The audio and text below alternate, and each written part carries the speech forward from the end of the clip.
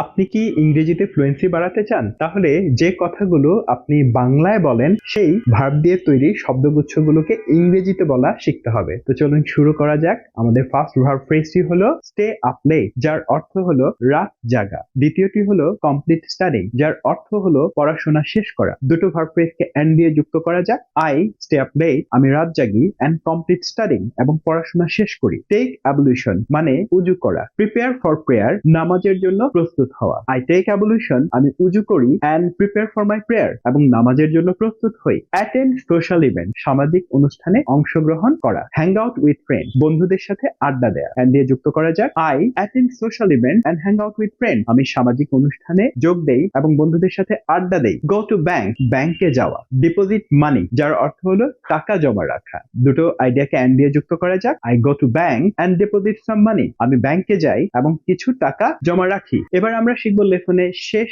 দুটো ভার্ব দিয়ে তৈরি শব্দগুচ্ছ।